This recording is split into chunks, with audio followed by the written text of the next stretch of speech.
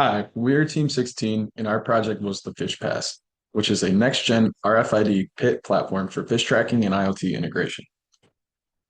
The FishPass is a small-form radio frequency identification or RFID system used to track fish movement through rivers or weirs. Each fish is implanted with a passive integrated transponder or pit tag that contains a unique identification number. As a tagged fish swims through one of the submerged antennas, the system detects the tag and records the fish's movement. Each antenna is connected to a tuning board configured for 134 kHz, which then connects to a pit reader through twin-axial cable. The pit reader contains both a half-duplex RF module, which is this top module in the bottom right, and an RS-232 control board, which is the bottom one. The RF module detects the tag, while the control board manages communication and synchronization between readers using a master-slave configuration. The detection data is then transmitted through RS-232 communication to a central computer where it is logged and stored. The computer can be accessed remotely, allowing personnel to monitor the system and download data without needing to be physically present at the site. Here's the current FishPass prototype system. The setup uses 4 pit readers mounted on an open board with the twin-axial antenna cables and other wiring exposed around the system. Communication from the readers are routed through RS-232 connections to an external USB to serial hub, which then connects to an RE computer used for data collection and remote access. Although the current prototype is functional, the wiring is loose and difficult to manage, and the connectors are not well protected. Because there is no enclosure, the electronics are also vulnerable to temperature changes, accidental contact, and other environmental conditions. These issues make the current system unsuitable for reliable long-term field deployment. The objective of our project was to refine this prototype into a more robust and maintainable system. This included reorganizing and simplifying the wiring, improving connector reliability, and placing electronics inside a protective enclosure. The upgraded system also needed to support at least 6 working pit readers, improve the Edge IoT controller, and provide a more user-friendly interface for system operation. We also considered how the design could be expanded in the future to support a larger system with as many as 20 antennas.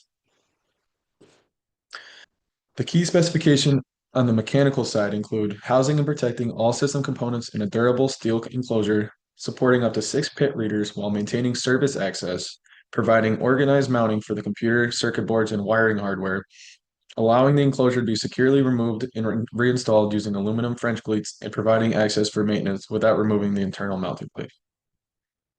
Here is an overview of our enclosure and system as a whole. The system is housed inside a metal enclosure, which protects the electronics from environmental conditions, accidental contact, and other factors that could affect long-term operation.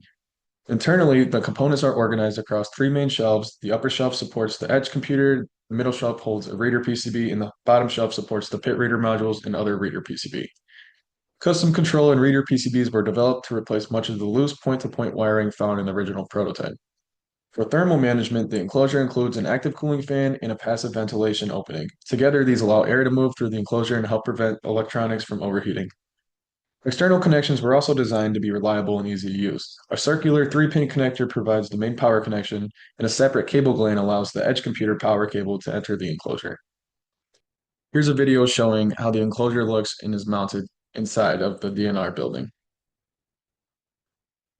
The key specifications on the electrical side include integrating custom circuit boards to improve electrical connections and prevent accidental wire disconnections, integrating easy disconnect connectors for twin-axial cables, optimizing wire management for field deployment, and operating up to 6 pit antennas independently. This is the control module PCB, which serves as the main communication and wiring interface for the system. The board supports up to 6 pit reader channels and replaces much of the loose point-to-point wiring used in the original prototype. Each reader connects through defined interfaces for power, RS-232 communication, synchronization, and other control signals. The 16-pin headers carry signals from the control modules to the keyed 24-pin connectors, which use ribbon cables to connect the control module PCB to the reader PCBs. These keyed connections help reduce wiring mistakes during assembly or maintenance. For communication, RS-232 signals from all 6 readers are converted by transceivers.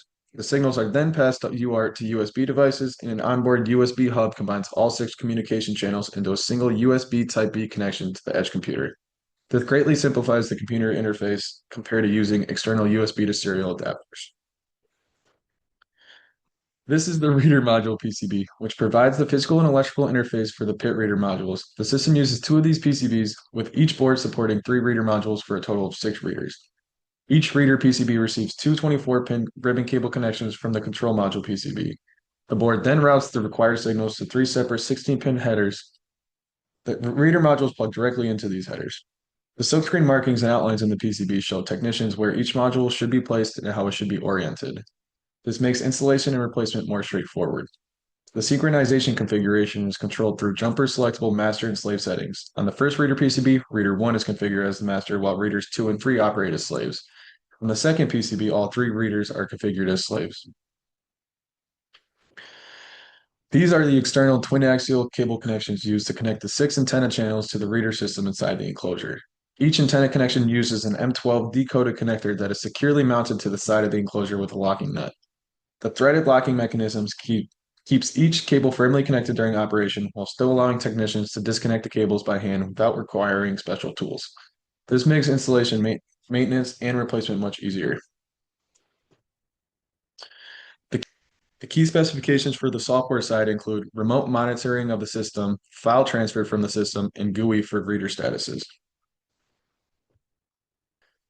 The ElastBox 400 serves as the system's edge computer. It receives PIT tag data from all 6 readers through a single USB connection, then processes logs and stores the data locally. It also hosts the system's graphical user interface, or GUI, which allows operators to monitor a reader status.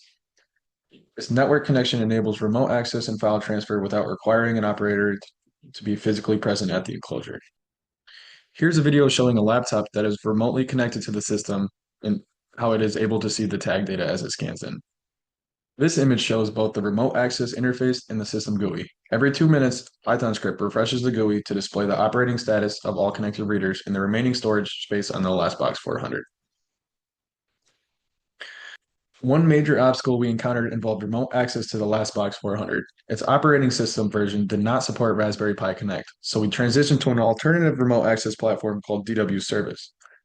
We also experienced challenges when scaling the system to the full-size antennas. The readers operated successfully with the smaller test antennas provided by the company. Performance became inconsistent when connected to the larger antennas installed on site. A final major obstacle involved the custom PCBs.